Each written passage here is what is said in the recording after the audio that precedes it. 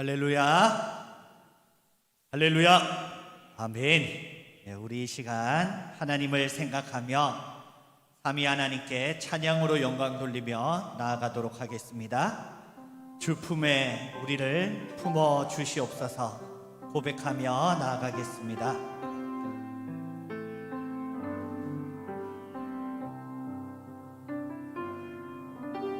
주 품에 품으소서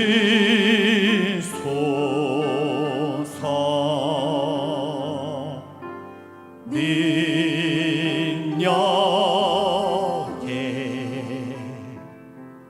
발로 덮으소서. 주 품에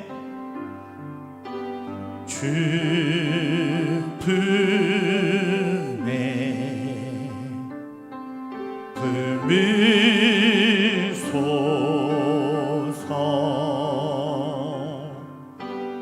능력에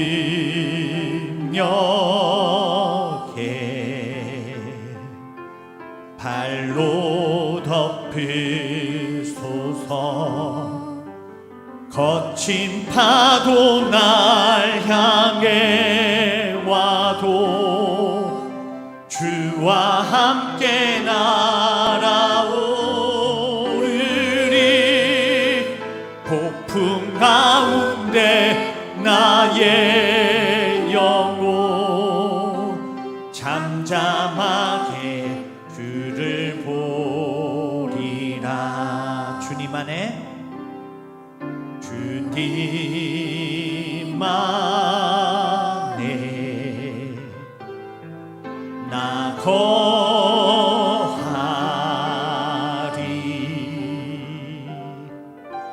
주님여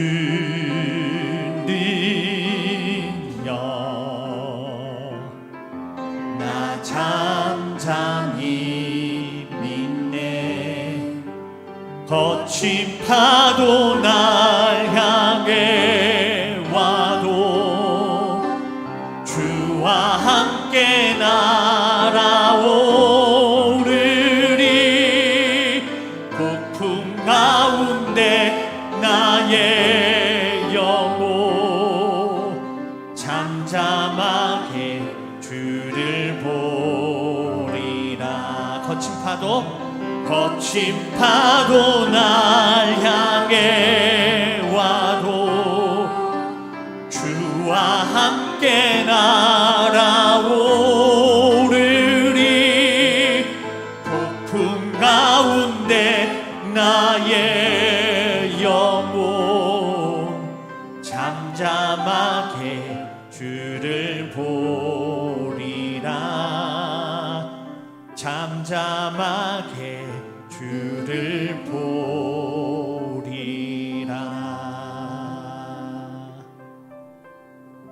할렐루야. 오늘 우리 찬양할 때에 생명의 주 말씀, 하나님의 말씀 감사하는 마음으로 찬양하도록 하겠습니다.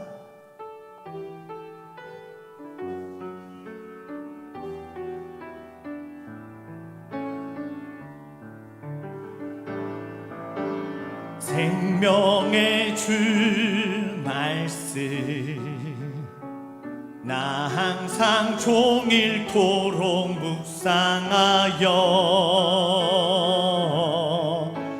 내 맘을 채우고 그 빛은 내 앞길 비추네.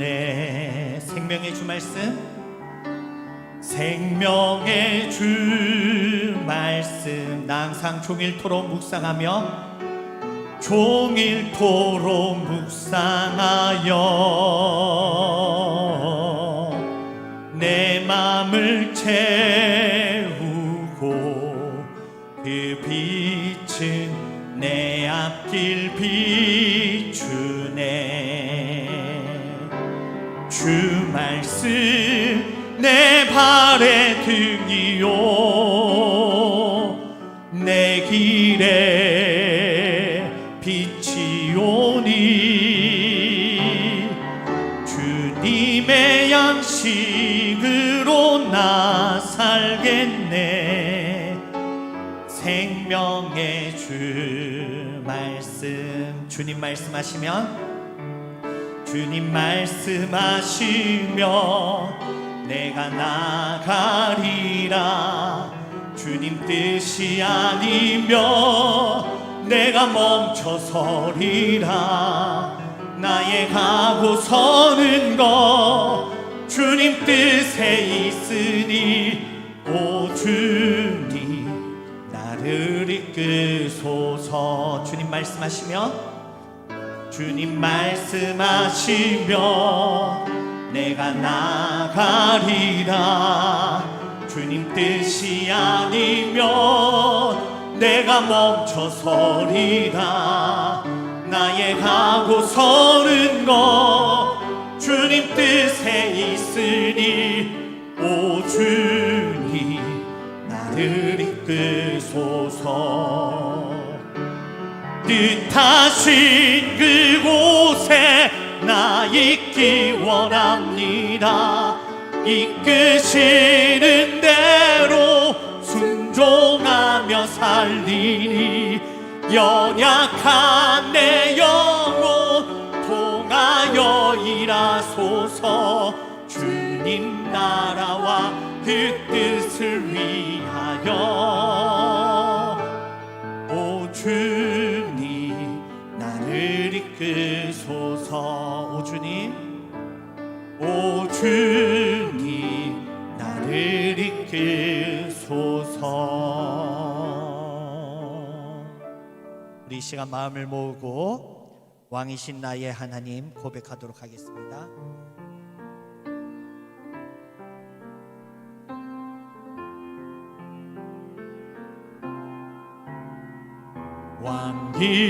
왕이신 나의 하나님, 내가 주를 높이고 영원히 주의 이름을 송축하리이다.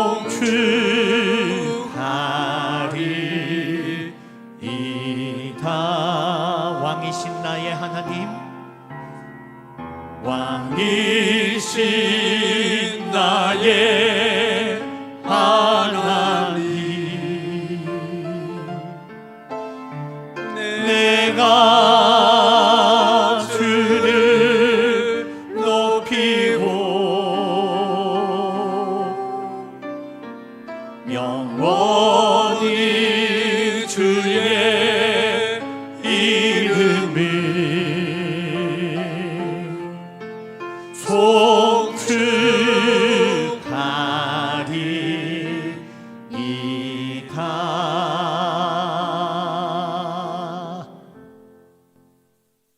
우리 마음을 모아서 왕이신 하나님께 예배하도록 하겠습니다.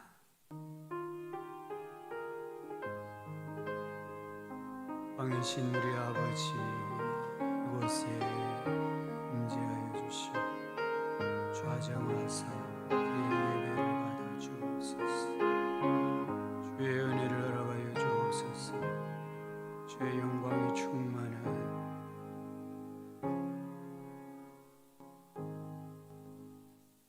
찬송가 35장입니다. 큰 영화로신 주.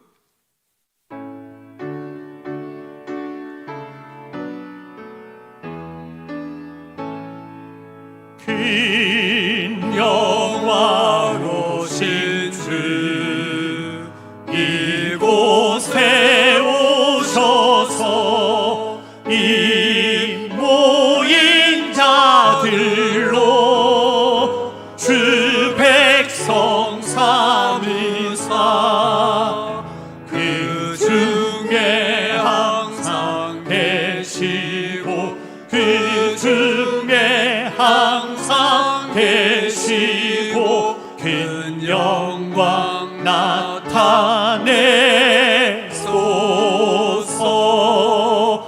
이 백성 기도와 또 예물 드림이 나내와 같으니 곧 받으옵소서.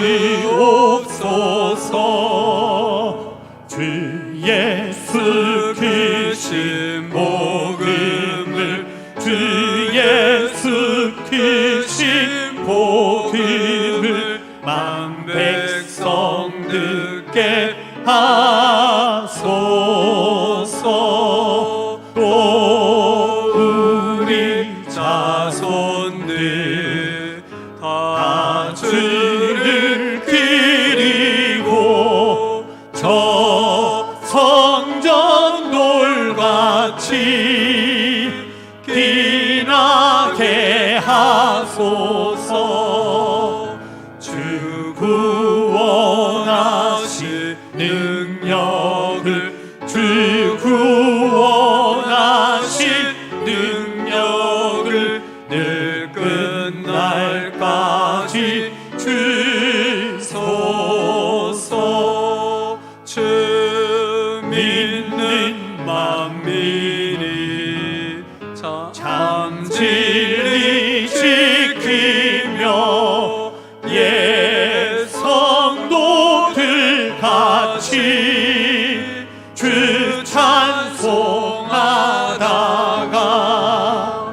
저 천국 보좌 앞에서 저 천국 보좌 앞에서 늘 찬송하게 하소서.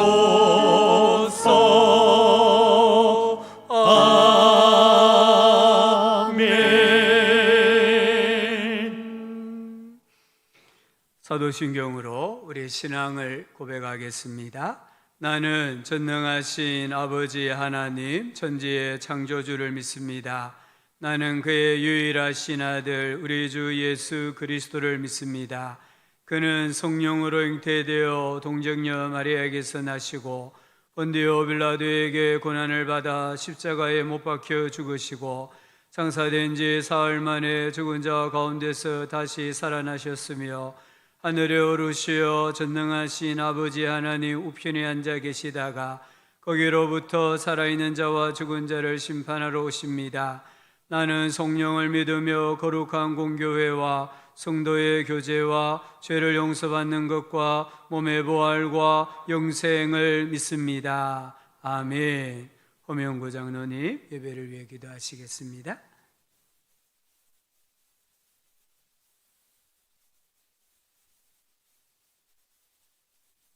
높은 보좌에 계시고 인간의 생사복을 주관하시는 주님, 한 주간도 주님의 크신 사랑과 은혜로 우리를 보호하시고 인도하여 주심을 감사드리옵니다.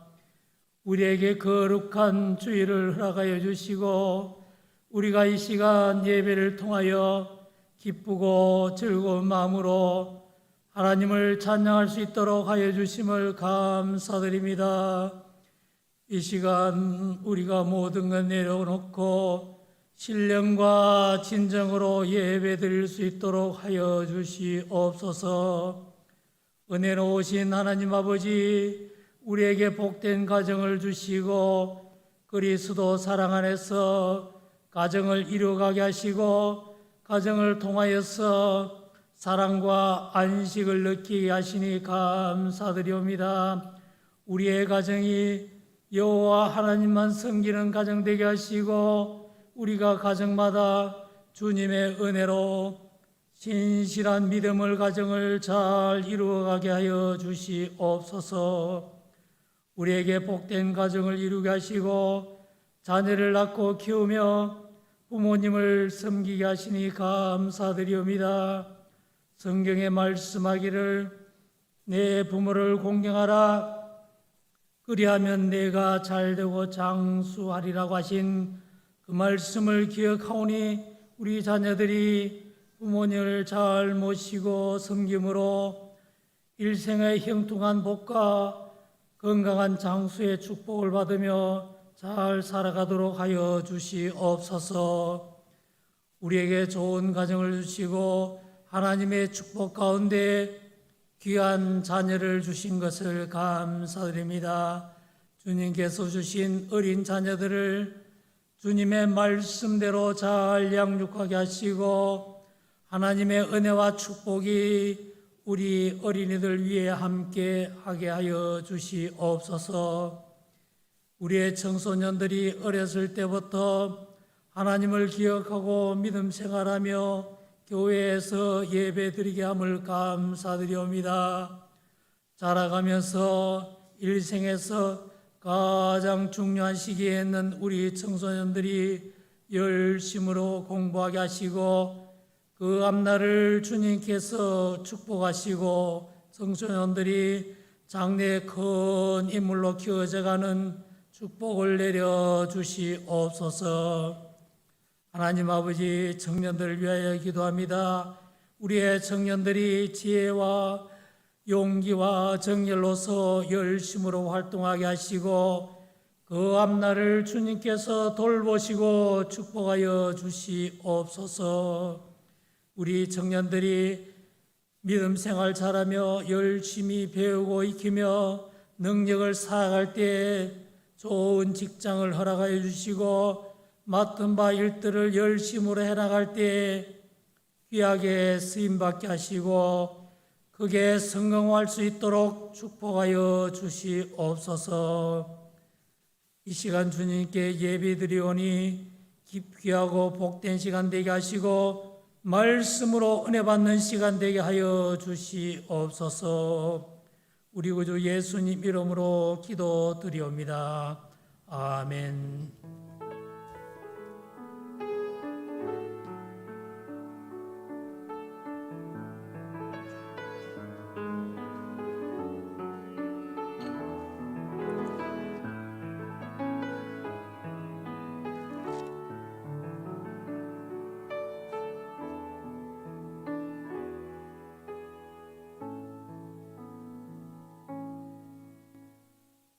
오늘 우리에게 주시는 하나님 말씀은 구약 성경 사무엘상 17장 41절입니다.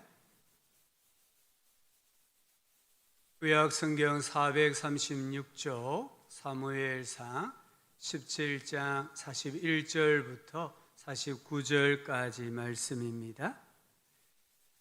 하나님 말씀을 한 목소리로 다 함께 읽겠습니다. 블레셋 사람이 방패든 사람을 앞세우고 다윗에게로 점점 가까이 나아가니라. 그 블레셋 사람이 둘러보다가 다윗을 보고 업신여기니 이는 그가 젊고 붉고 용모가 아름다움이라. 블레셋 사람이 다윗에게 이르되 내가 나를 괴로 여기고 막대기를 가지고 내게 나와왔느냐 하고 그의 신들의 이름으로 다윗을 저주하고 그 블레셋 사람이 또 다윗에게 이르되 내게로 오라. 내가 네 살을 공중의 새들과 들짐승에게 주리라 하는지라. 다윗이 블레셋 사람에게 이르되 너는 칼과 창과 단창으로 내게 나오거니와 나는 만군의 여호와의 이름 곧 내가 모욕하는 이스라엘 군대의 하나님의 이름으로 내게 나아가노라. 오늘 여호와께서 너를 내 손에 넘기시리니 내가 너를 쳐서 내 목을 베고 블레셋 군대의 시체를 오늘 공중의 새와 땅의 들짐승에게 주어 온 땅으로 이스라엘의 하나님이 계신 줄 알게 하겠고 또 여호와의 구원하심이 칼과 창에 있지 아니함을 이 무리에게 알게 하리라. 전쟁은 여호와께 속한 것인즉 그가 너희를 우리 손에 넘기시리라. 블레셋 사람이 일어나 다윗에게로 마주 가까이 올 때에 다윗이 블레셋 사람을 향하여 빨리 달리며 손을 주머니에 넣어 돌을 가지고 물매로 던져 블레셋 사람의 이마를 치매 돌이 그의 이마에 박히니 땅에 엎드러지니라. 아멘. 우리 찬송 한 장 더 찬송합시다. 찬송가 270장 변찮는 주님의 사랑과 270장입니다.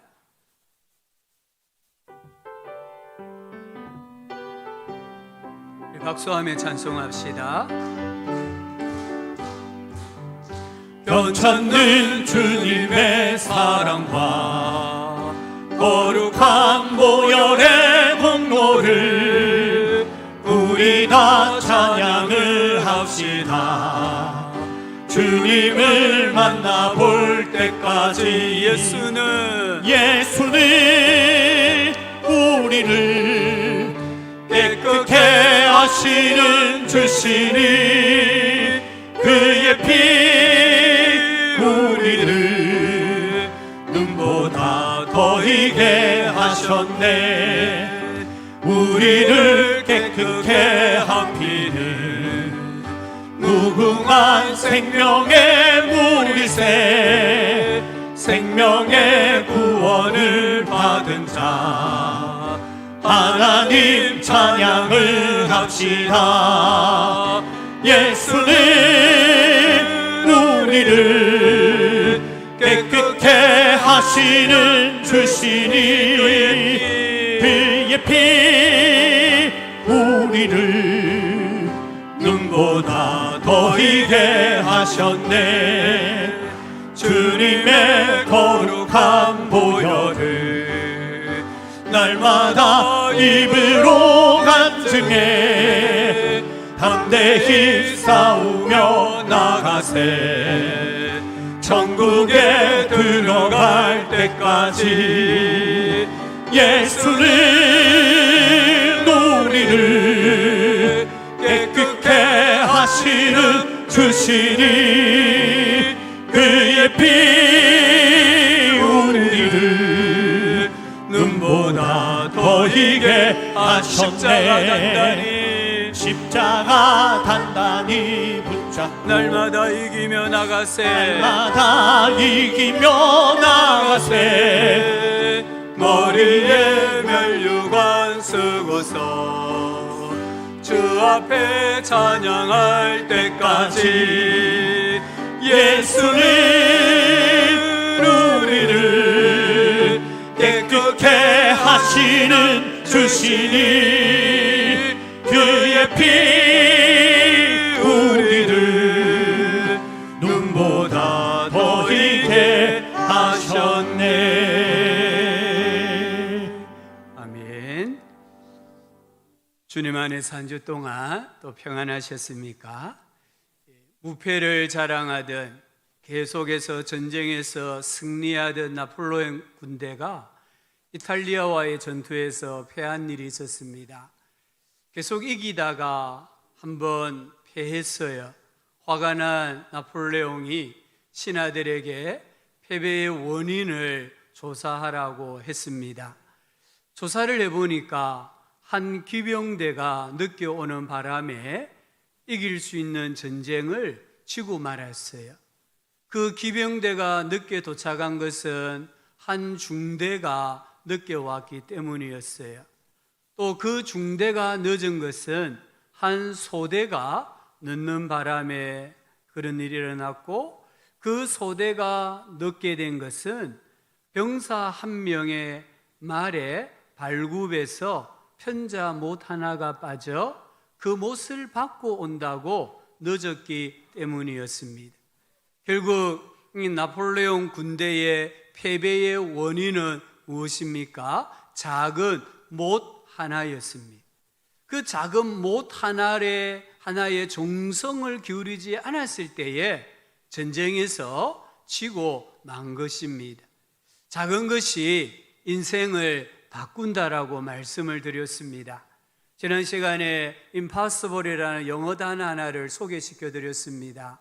그러나 이 단어에 점 하나, 아포스트로피라는 점이 하나 찍히면 impossible, 불가능한 인생이 가능한 인생으로 바뀌어집니다.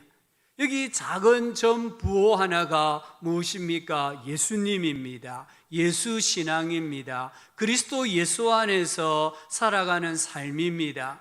우리 성도님들이 세상을 살아가면서 하나님을 믿는 신앙을 부끄러워하지 마시기를 주의 이름으로 축복합니다.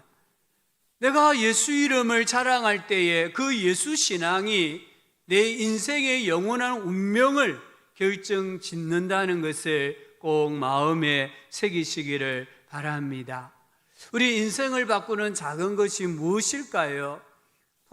우리나라 정보통신부 장관을 역임했던 진대재라는 분이 한 강연에서 영어 알파벳의 순서대로 숫자를 매겼어요. A는 1이고 Z는 26 이렇게 숫자를 매기고 인생을 100점으로 만들기 위한 조건이 무엇인가 질문을 했습니다.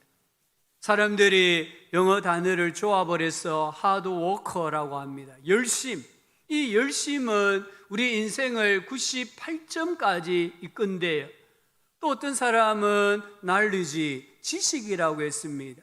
이 지식은 96점까지 이끕니다.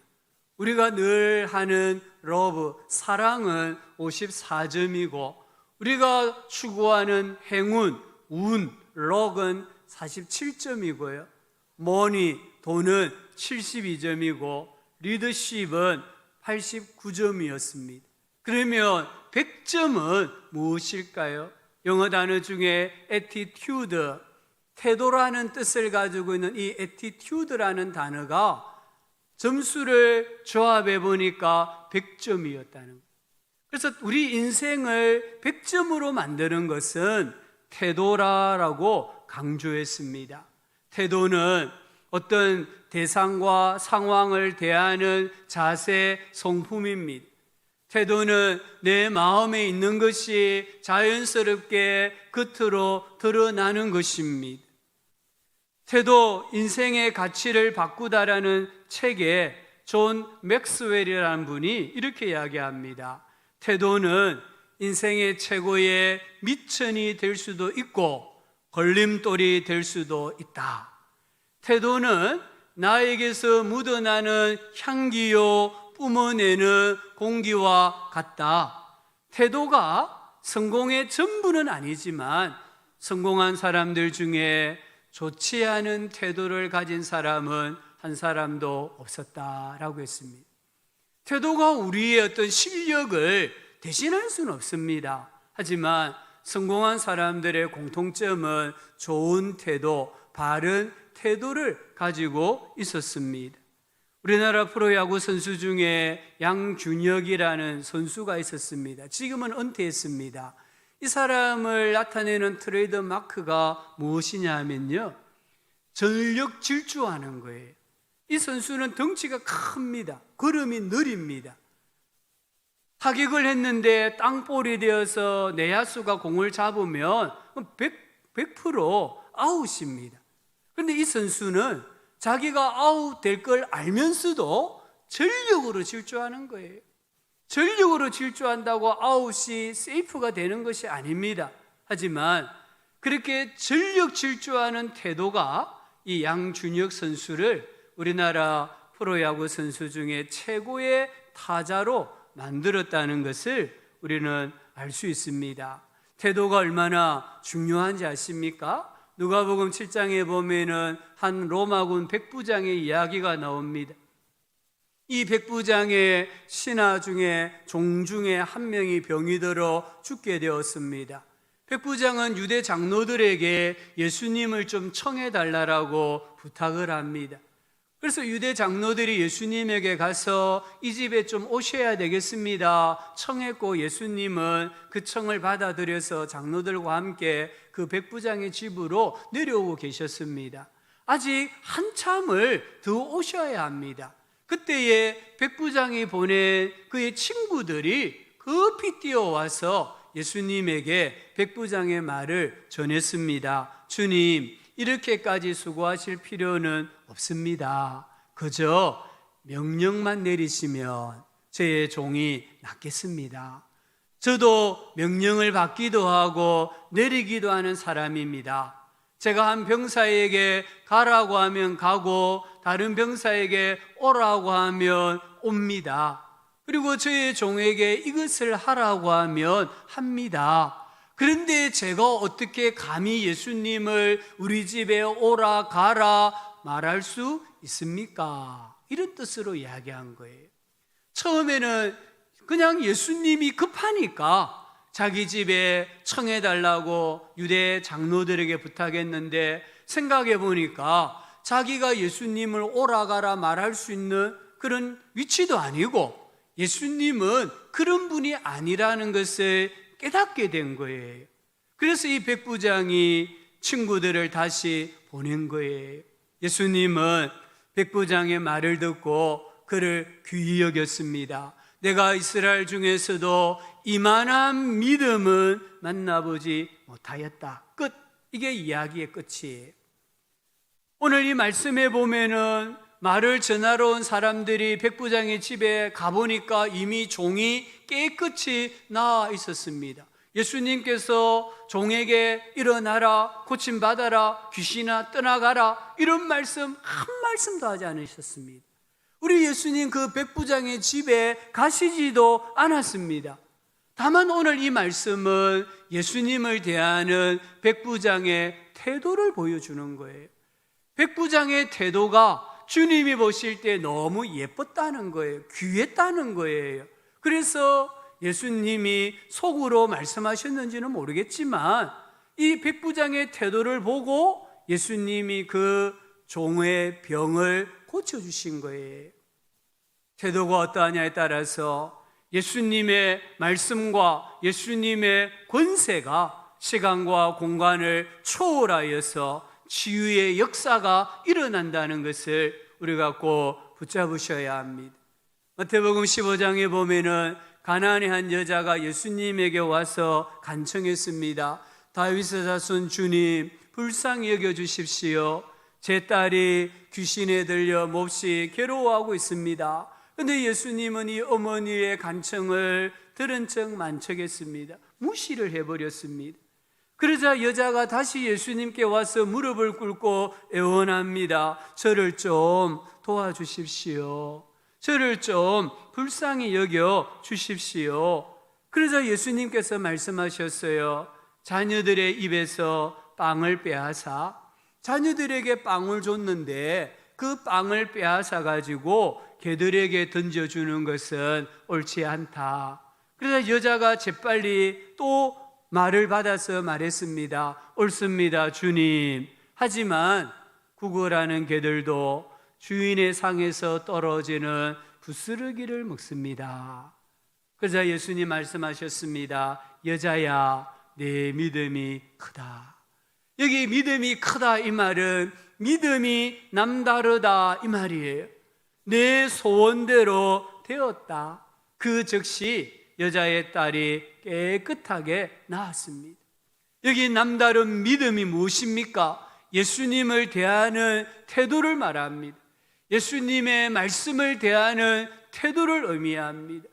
사무엘상 2장 30절에 보면 나를 존중히 여기는 자는 내가 존중히 여기고 나를 멸시하는 자를 내가 경멸하리라고 했습니다. 예수님을 존중히 여기면 예수님도 내 인생을 존중히 여겨주시고 내가 예수님을 멸시하면 예수님도 내 인생을 경멸히 여기신다, 이런 말씀이에요. 결국 우리의 믿음이 예수님을 대하는 태도, 예수님의 말씀을 대하는 태도로 분명하게 나타나야 한다는 것을 가르쳐 줍니다. 자신감 있는 자녀로 키우자라는 책이 있습니다. 이 책의 저자 제임스 dobson이라는 분이 우리 사회의 거짓된 가치관을 이야기를 해요. 두 가지를 말합니다. 첫째는 미모입니다. 미모, 잘생기는 거, 외모를 인간의 가치를 측정하는 금으로 여긴다라고 했습니다. 우리 사람들은 신체적인 매력에 가장 큰 가치를 둡니다. 동화 중에 백설공주와 7 난쟁이도 있지 않습니까? 이 동화의 한 왕비가 거울을 보고 거울아 거울아 이 세상에서 누가 제일 잘생겼느냐 예쁘냐 묻잖아요. 이 질문의 동기가 무엇입니까? 세상에서 가장 아름다운 사람이 가장 고상하고 가장 가치 있다라는 잘못된 가르침을 은연중에 우리에게 주는 거예요. 사람들은 외모가 아름다운 사람이 가치 있는 사람이다, 이런 거짓된 가르침을 계속해서 우리에게 던져주고 있다는 것이에요. 두 번째는 지능이라고 했습니다. 지식입니다. 이 지식이 인간의 가치를 측정하는 은이다라고 생각한다는 거예요. 외모, 미모는 금이고 지식은 은으로 생각합니다. 그래서 지능 지수가 높으면 많은 것을 알면은 가치 있는 사람이다, 이런 사상이 우리 안에 가득한 거예요. 완전히 틀린 주장은 아닙니다. 반만 맞습니다. 참이 아닙니다. 나를 가치 있게 만들고 다른 사람과 구별되게 하는 것은 꼭 기억하셔야 됩니다. 미모가 아닙니다. 지식이 아닙니다. 태도입니다. 정말 세상 사람들이 미모는 금이다, 지식은 은이다고 하는데 태도는 다이아몬드와 같은 것입니다. 하나님과 사람을 대하는 바른 태도, 내 인생에 어떤 문제를 만났을 때에 그 문제를 대하는 바른 태도가 한 사람의 가치를 측정하는 참 기준이 됩니다. 우리가 바른 태도를 가진다고 한다면 더 오래, 더 건강하게, 더 행복하게 살 수 있습니다. 사람들에게 더 많은 선한 영향력을 끼치고 살아갈 수 있습니다. 예수님 안에 있는 나는 누구입니까? 예수님 안에 있는 나는 고린도전서 6장에서는 하나님의 성전이 됐습니다. 고린도후서 5장에서는 새로운 피조물이라고 했습니다.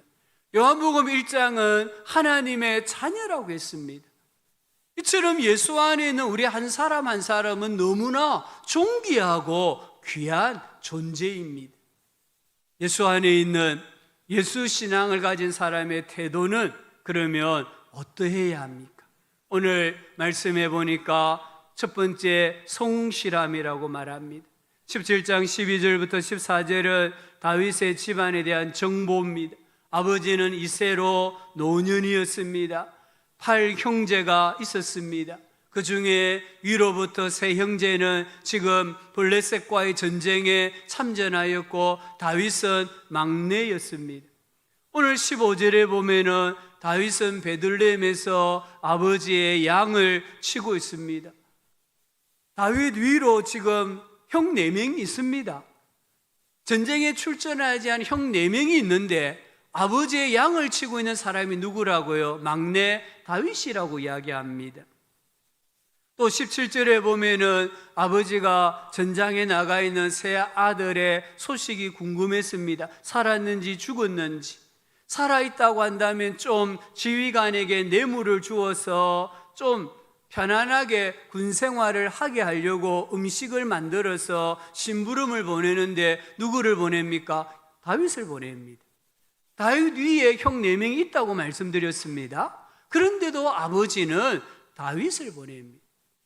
사무엘상 16장에 보면은 선지자 사무엘이 사울을 이을 왕을 삼아 기름을 붓기 위해서 이새의 집에 왔습니다. 이새가 엘리압 장자부터 7째까지 다 선을 보입니다. 그런데 하나님이 택한 사람이 없었습니다. 그때 사무엘이 이새에게 묻잖아요. 내 아들들이 다 여기 있느냐? 여기가 어디입니까? 집 안입니다. 내 아들들이 다 여기 있느냐? 아니요, 하나가 남았는데 지금 들판에서 양을 치고 있습니다. 8형제 중에 막내, 가장 어린 다윗은 아버지의 가업인 양떼를 치고 있고 위로 형 7명은 지금 집안에 머물고 있는 거예요. 우리가 쉽게 이해가 됩니까? 쉽게 이해가 안 되잖아요. 왜 아버지 이새는 형들 자식 3명의 생사 여부를 알고 싶은 일에 나머지 4아들을 중에 1명을 보내지 않고 막내 다윗을 보냅니까? 아버지가 볼 때에 8아들이 있지만 8명의 아들이 있지만 가장 신뢰하고 믿을 수 있는 아들은 다윗이었다는 거예요. 비록 다윗이 나이가 어리고 힘이 없고 막내지만 아버지가 가장 중요한 일은, 힘든 일은 다윗에게 다 맡깁니다. 다윗에게 다른 자식들에게 없는 그 무언가가 있었습니다. 그게 무엇일까요? 우리는 다윗이 목동이었다는 걸 통해서 성실함이라는 것을 쉽게 짐작할 수가 있습니다. 다윗은 성실한 아들이었습니다. 다윗은 아버지의 양떼를 칠 때에 다른 형제들과 남다른 성실함으로 양떼를 쳤기 때문에 아버지가 믿을 수 있었고, 아버지가 가장 중요한 가업을 다윗에게 맡길 수 있었음을 알 수 있습니다. 창세기 39장에 보면은 요셉이 애굽의 바로의 신하 보디발 집에 노예로 팔려갑니다. 또 시간이 지나면은 요셉은 옥에 갇히게 됩니다. 다른 시간이고 다른 장소지만 이 두 사건에는 공통점이 있습니다. 하나님께서 함께 하셨다라고 말씀합니다. 또 공통점이 있습니다. 형통했다라고 말씀합니다. 우리가 생각하는 형통함은 정말 하나님이 형통하게 하셨다고 하면은 노예에서 자유인이 되어야 되잖아요. 감옥에서 석방이 되어야 되잖아요. 근데 성경을 잘 읽어보십시오. 하나님께서 형통하게 하심으로 그 집에 있었다고 했습니다. 하나님이 형통하게 하시는데 여전히 노예고 여전히 옥 안에 갇혀 있었다라고 말씀합니다. 그럼 여기서 말하는 형통함이 무엇입니까? 또 세 번째 공통점은 총무가 되었습니다. 가정의 총무, 감옥의 총무, 나아가서는 정부의 총무가 되었습니다. 17살의 히브리 청년 노예에게 강간 미수범이라는 누명을 쓰고 옥에 들어온 히브리 노예에게, 요셉에게 모든 것을 다 맡겼습니다. 보디발이, 간수장이, 나아가서 애굽의 바로 왕이 이 요셉에게 가정일과 나라일과 국가의 일을 다 맡겼습니다. 궁금하지 않습니까? 이 나이가 어린 히브리 청년, 노예 청년에게 국가의 일을 맡겼다는 거예요. 왜 모든 것을 맡겼을까요? 성경을 읽어보니까 하나님이 요셉과 함께 하시고 하나님이 요셉을 형통하게 하셨기 때문이라고 이야기합니다. 어떤 근거를 가지고, 하나님을 믿지 않는 이 이방인들이 어떤 근거를 가지고 하나님이 함께하고 계시는 사람이다, 하나님이 형통하게 하시는 사람이라는 거 확신할 수 있었겠습니까? 요셉의 일하는 태도였습니다. 주인을 섬기는 태도였습니다. 태도가 다른 종들과 다른 사람들과 남달랐다는 거예요. 요셉은 성실했습니다.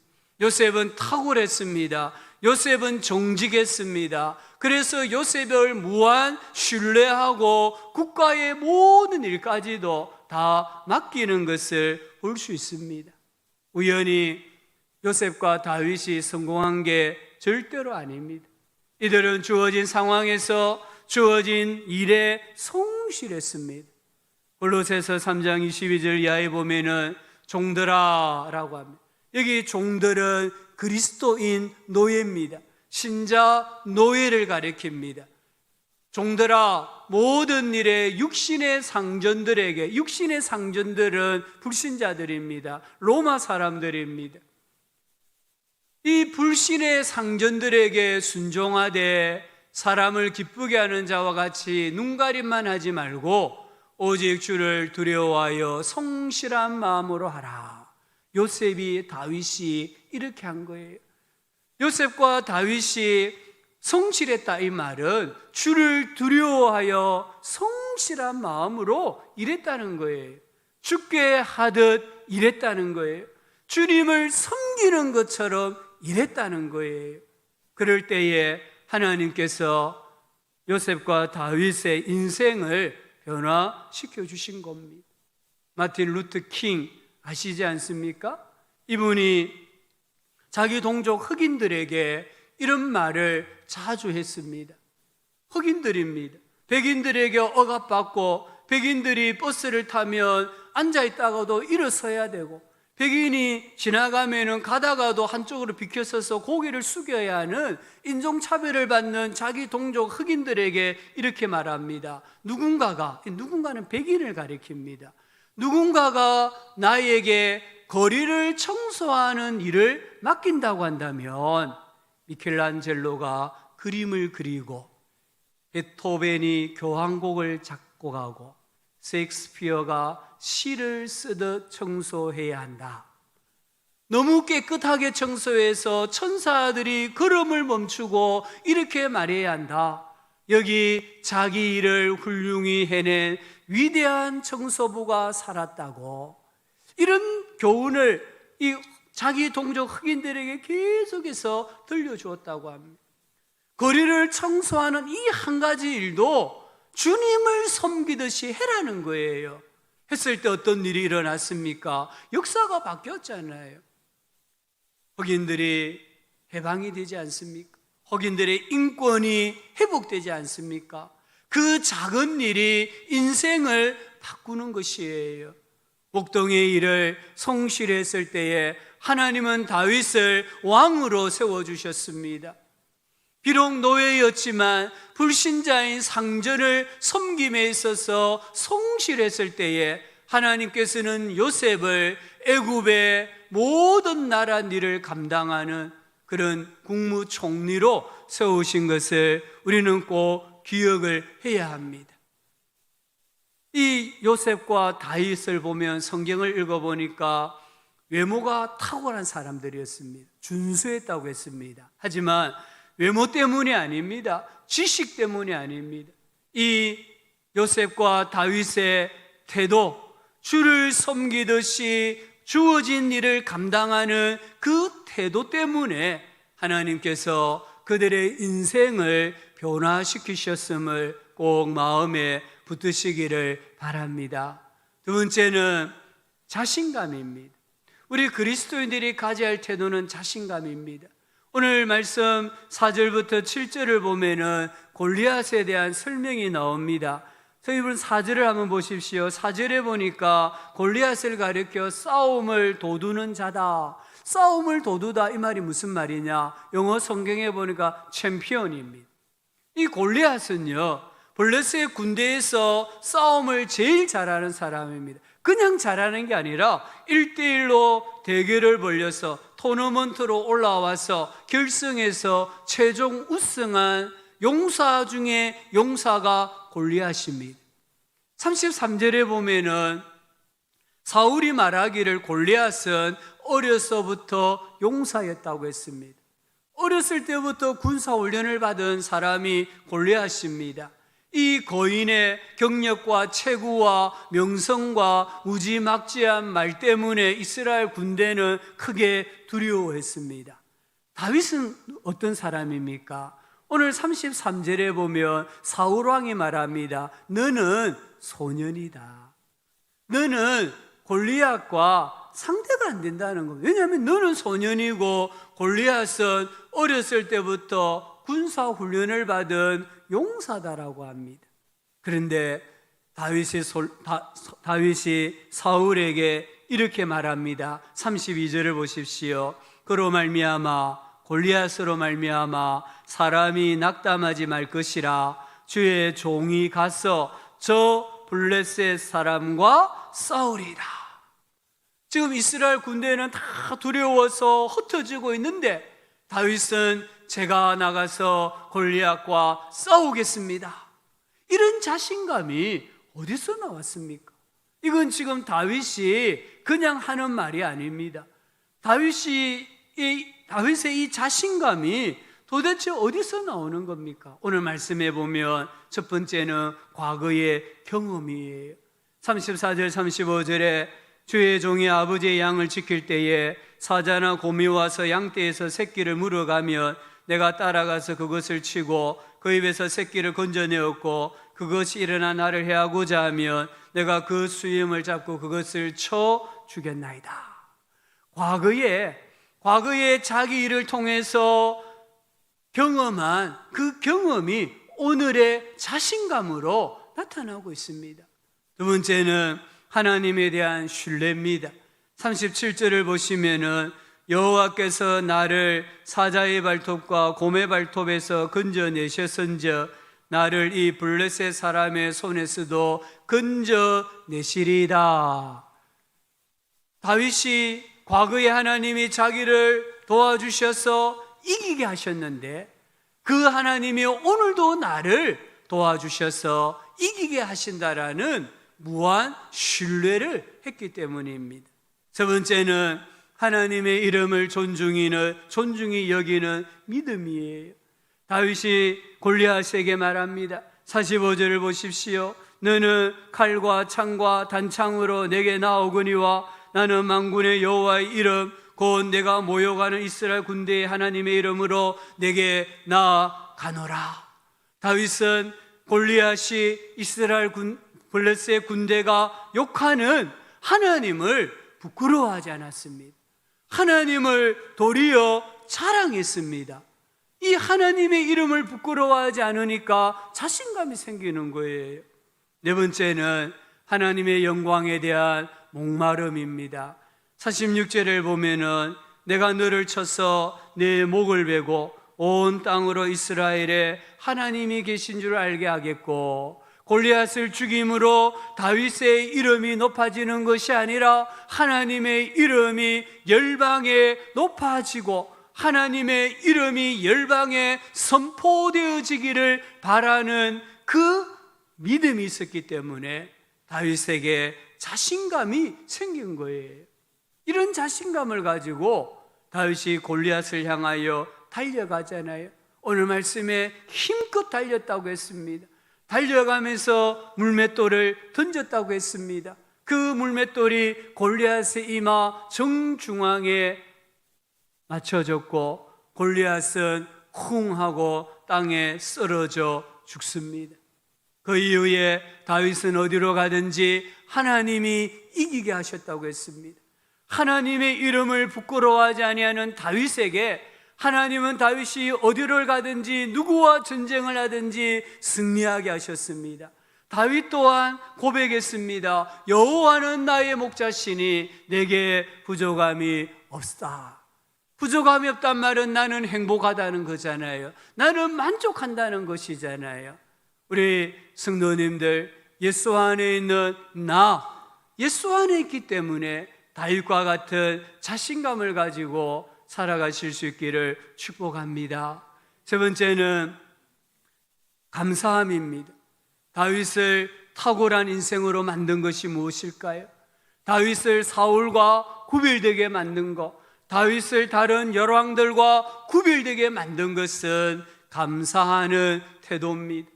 다윗은 감사하는 사람이었습니다. 목동이었던 자기를, 천덕꾸러기와 같은 자기를 하나님께서 이스라엘의 왕으로 삼아주셨다는 것을 생각하니까 너무너무 감사했습니다. 이 감사를 어떻게 표현해야 될까 고민하다가 성전을 건축하기로 작정을 합니다. 그래서 하나님께 말씀을 드렸더니 하나님께서 너는 안 된다, 노라고 말씀하셨어요. 하나님이 안 된다고 하신 거예요. 그러면 어떻게 합니까? 하나님 안 된다고 했으니까 그만두는 게 보통 사람이에요. 그런데요, 다윗은요, 성전 건축을 자기 당대에 하지 못한다 할지라도 이 성전 건축을 위해서 최선을 다해 준비합니다. 역대상 29장을 보면은 다윗은 힘을 다하여 성심으로 즐거운 마음으로 정직한 마음으로 미리 저축한 것으로 하나님께 드렸다고 했습니다. 이런 감사하는 태도가 어디에서 나왔습니까? 모든 것이 하나님께로부터 왔다. 내가 받은 모든 것, 내가 가지고 있는 모든 것은 하나님께로부터 왔다. 하나님께로부터 받은 것을 하나님께 드린다. 하나님의 주권 사상이 있었기 때문입니다. 하나님의 주권을 인정하니까 모든 걸 다 드려도 나는 부족함이 없다, 나는 행복한 인생이다라고 고백을 하는 것이에요.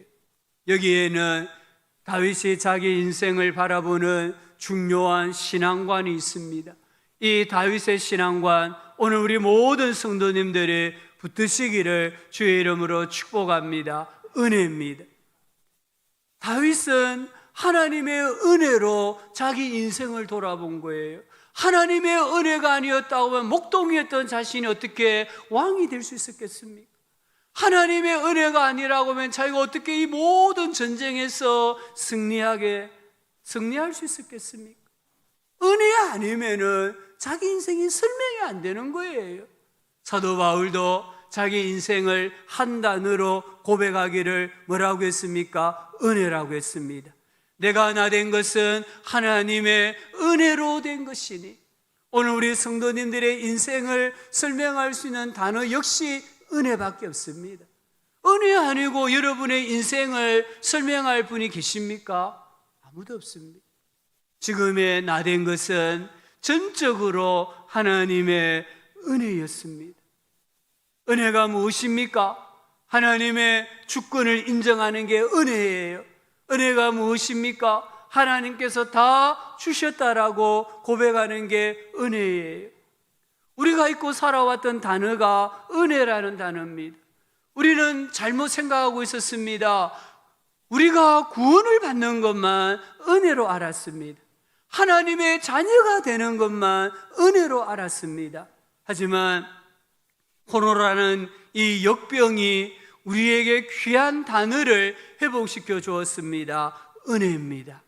하나님의 은혜는 내가 구원받는 것뿐만 아니라 나의 전생애의 일상의 계절의 변화에 자연의 신앙생활에 절대적으로 필요하다는 것을 깨닫게 해 주었습니다. 은혜라는 복음송이 있습니다. 말씀을 준비하면서 이 은혜라는 복음송을 들어보았어요. 가사가 이렇습니다. 내가 누려왔던 모든 것들이, 내가 지나왔던 모든 시간이, 내가 걸어왔던 모든 순간이 당연한 것인 줄 알았는데 은혜였어. 아침 해가 뜨고 저녁에 노을, 봄의 꽃 향기와 가을의 열매, 변하는 계절의 모든 순간이 당연한 것이 아니라 은혜였어. 모든 것이 은혜, 은혜, 은혜, 한없는 은혜.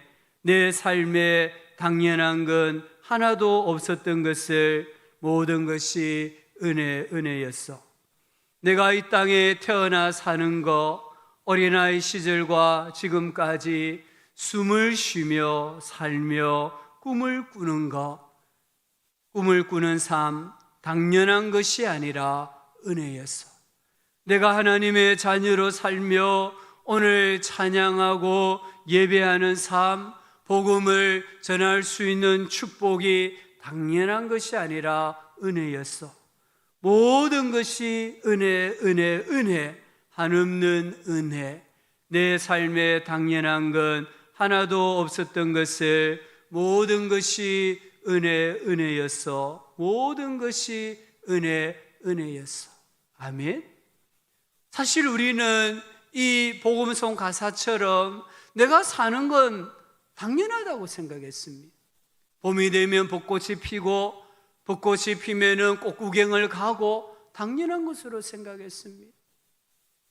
맛있는 음식을 먹고 싶으면 부모 형제와 함께 식당에 가서 오손도손 앉아서 먹을 수 있는 거 당연하게 생각했습니다.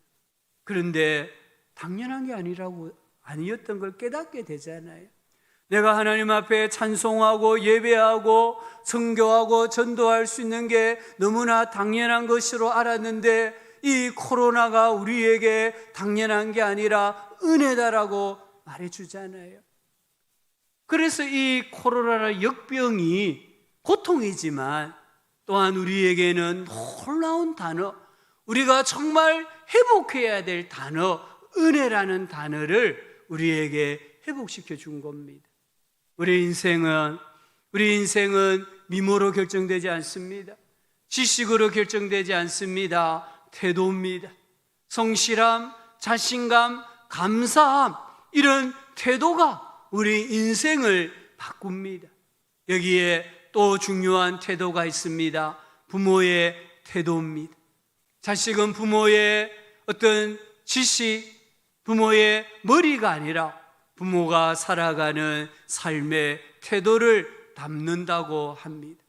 정말 우리 자녀가 잘 되기를 원한다면, 행복하기를 원한다면, 예수 잘 믿는 믿음의 사람이 되기를 원한다면 우리 부모님들이 자녀들 앞에서 욕설이나 불평, 원망을 말하지 말아야 합니다. 누군가에 대해서 우리가 욕설하고 불평하고 원망하면은 자녀에게까지 공동의 적개심을 갖게 만드는 거예요. 또한 우리 부모들은 자녀들 앞에서 너무 돈 이렇게 말하시면은 안 됩니다. 우리가 너무 가정에서부터 물질에 대해서 너무 지나치게 이야기하면 자녀들은요, 나중에 돈이 되는 일이라고 하면은 어떤 일을 해도 된다라는 잘못된 신념을 가지게 되는 거예요. 우리 믿는 믿음의 사람들에게는 참 요즘은 많이 없어졌지만 우리 부모님들이 자녀들에게 때로는 극단적인 말을 할 때가 있어요. 그런 극단적인 말도 자녀들의 영혼을 매우 피폐시킨다는 것을 기억해야 합니다. 우리 믿음의 부모님들은 좀 가난해도 진실하게 사는 모습을 내가 좀 많이 배우지 못했다 할지라도 당당하게 살아가는 모습을 보여주셔야 돼. 우리 부모님들은 자녀들에게 인생의 최우선적으로 해야 할 일이 기도요, 예배라는 것을, 우리 인생의 주인이 물질이 아니라 하나님이라는 것을 자녀들에게 보여줄 때에 자녀들은 부모의 태도를 보고 배우고 그 자녀들의 인생이 변화된다는 것을 꼭 붙드시기를 바랍니다. 외모, 지식보다 중요한 것은 태도입니다. 우리를 가치 있게 만드는 것은 미모나 지식이 아니라 예수님 안에 있는 나를 바라보는 태도입니다. 건강한 자아상입니다. 바른 태도입니다. 예수님 안에서 우리 성도님들 태도를 성실함으로, 자신감으로, 감사함으로 교정하실 수 있기를 바랍니다. 그래서 사람과 사물과 환경을 대할 때에 좀 더 긍정적으로, 좀 더 적극적으로, 좀 더 신앙적인 관점으로 대할 수 있는 복이 있기를 바랍니다. 그래서 우리의 삶이 더 풍성해지고 더 많은 선한 영향력을 끼치고 행복한 하나님의 사람으로 살아가는 은혜와 복이 우리 모두에게 있기를 주님의 이름으로 축복합니다. 하나님 아버지, 오늘 우리가 우리의 작은 것, 태도를 묵상했습니다. 하나님, 우리가 다시 한번 예수님 안에 있는 나로서 어떤 태도를 가져야 하는지 가르쳐 주시니 감사합니다. 아버지, 우리 모든 성도님들이 주어진 일을 주님을 섬기듯 성실한 마음으로 하게 하여 주시고, 하나님을 믿는 믿음으로 자신감을 가지게 하여 주시고, 인생을 은혜라는 신앙관으로 되돌아봄으로 범사에 감사하는 주의 백성들, 자녀들 되게 하여 주시옵소서. 예수님의 이름으로 기도합니다. 아멘. 우리 찬송가 449장 예수 따라가며 홀수절만 찬송합시다.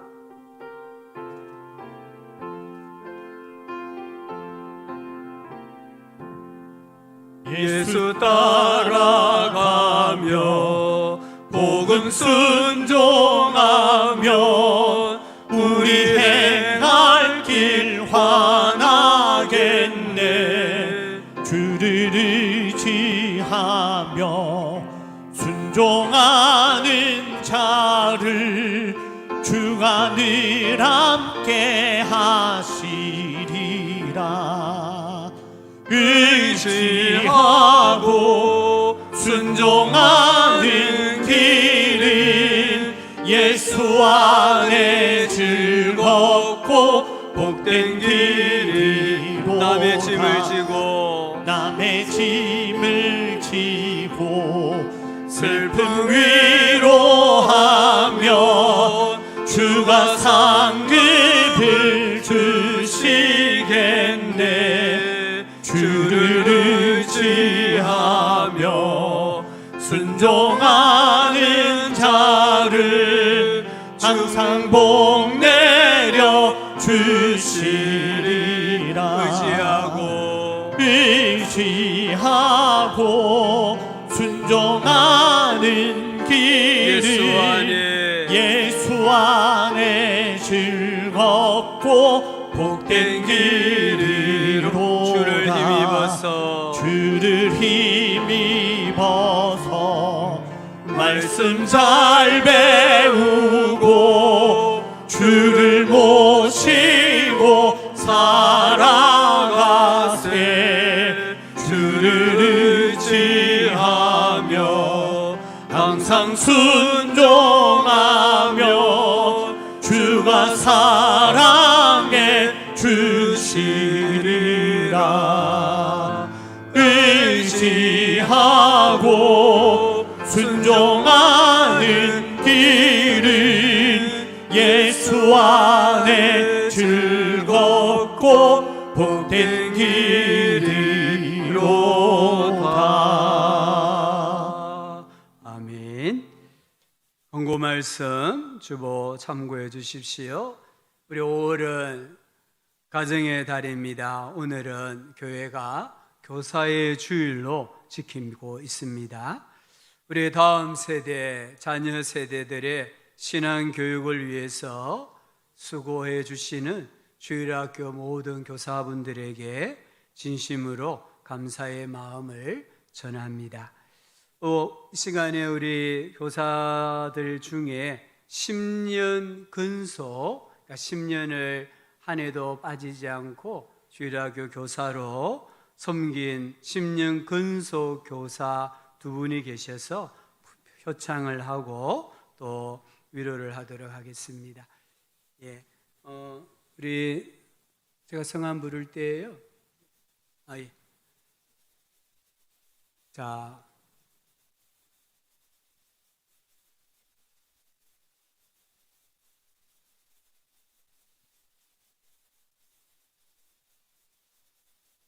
(10년) 근속한 교사상입니다. 정력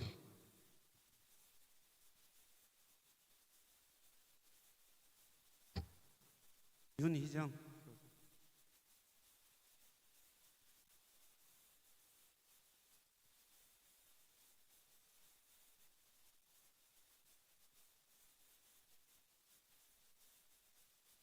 10년 근속 교사상 주일학교 초등부 김정녀. 위 사람은 오직 주의 영광을 위하여 사랑과 기도로 주일학교 교사를 10년간 근속하여 섬겨왔으므로 감사의 마음을 전합니다. 2021년 5월 16일 대한예수교 장로회 용원암교회 주일학교장 전성수 목사, 교육위원장 윤한근 장로.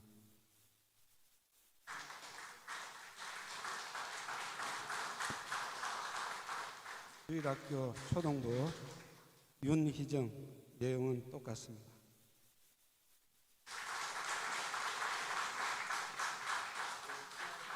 예, 뒤돌아서 인사 한번 하시죠. 상 받았으니까. 예, 감사합니다. 예, 10년 동안 참 한 해도 안 빠지고 주일학교 교사로 섬겨주셔서 너무 감사하고요. 10년 이상도 있습니다만은 아마 주일학교에서 해마다 10년 이상 이제 해당되시는 분이 계시면 이렇게 표창하고 또 격려하는 것 같습니다.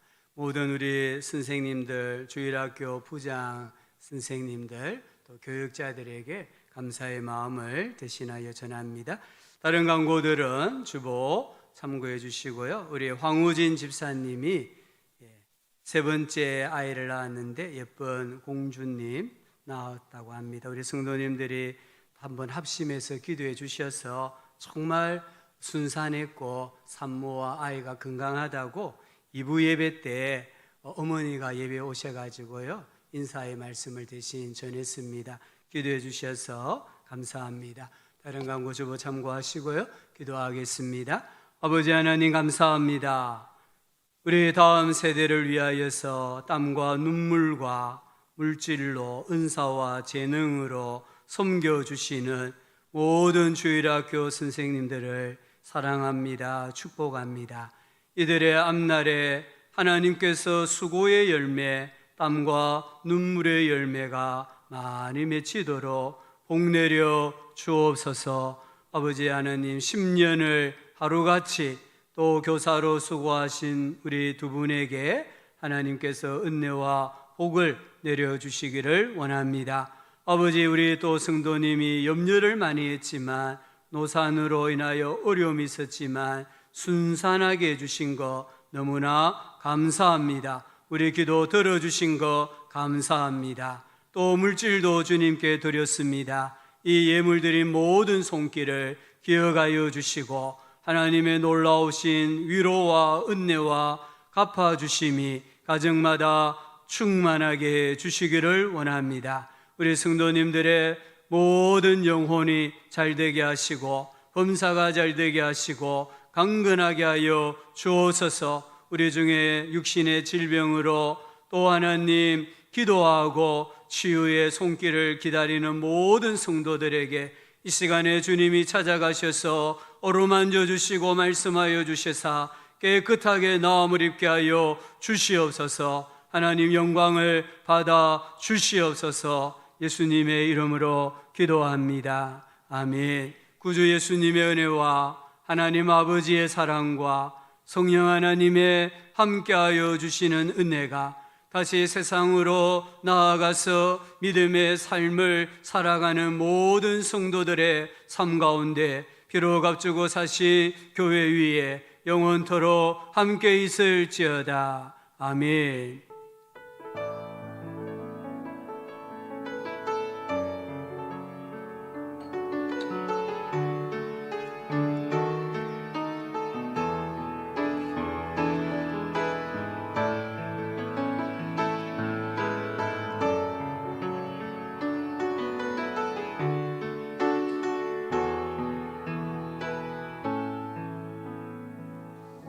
오늘 비가 많이 왔지만 또 예배에 참석해 주셔서 감사합니다.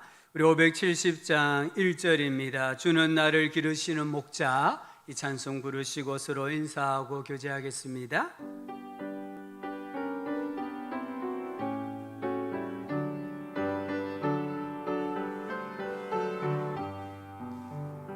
주는 나를 기르시는 목자요, 나는 주님의 귀한 어린 양.